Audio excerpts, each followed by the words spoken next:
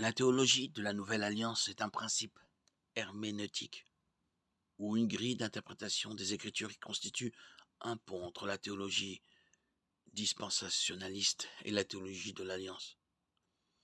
Ça ne veut pas dire que la théologie de la Nouvelle Alliance s'est placée intentionnellement entre la théologie dispensationaliste et la théologie de l'Alliance, mais que la théologie de la Nouvelle Alliance partage des points communs avec elle et que nous ne pouvons pas la définir sans elle. La théologie dispensationaliste considère essentiellement que les Écritures se déroulent en une série de 7 dispensations. Une dispensation peut être définie librement comme le moyen par lequel Dieu gouverne ses actions avec l'homme et la création. Par conséquent, la gouvernance de Dieu était différente pour Adam et pour Abraham. La théologie de la dispensation considère la révélation comme progressive, c'est-à-dire qu'à chaque dispensation, Dieu révèle de plus en plus son plan divin de rédemption.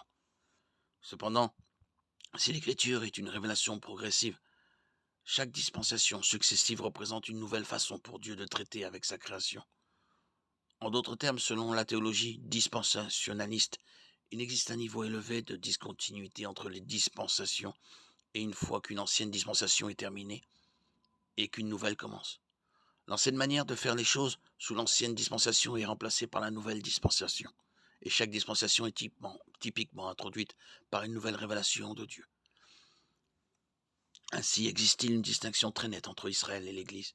Deux peuples différents ayant deux destins différents aux yeux de Dieu. L'Église est considérée comme une parenthèse entre les relations de Dieu avec l'État d'Israël et le royaume restauré promis à Israël s'accomplira au cours du millénarium. D'ici là, c'est l'âge de l'Église, le temps des non-juifs, appelés aussi les gentils.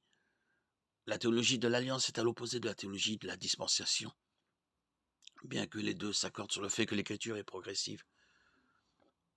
La théologie de l'Alliance voit deux alliances théologiques dans l'Écriture. L'alliance des œuvres a été introduite dans le jardin entre Dieu et l'homme, durant laquelle Dieu promettait à l'humanité la vie en cas d'obéissance et le jugement en cas de désobéissance, puis rétabli au Sinaï lorsque Dieu a promis à Israël une longue vie et la bénédiction du pays à condition qu'il obéisse à la loi mosaïque, mais aussi l'expulsion et le jugement en cas de désobéissance.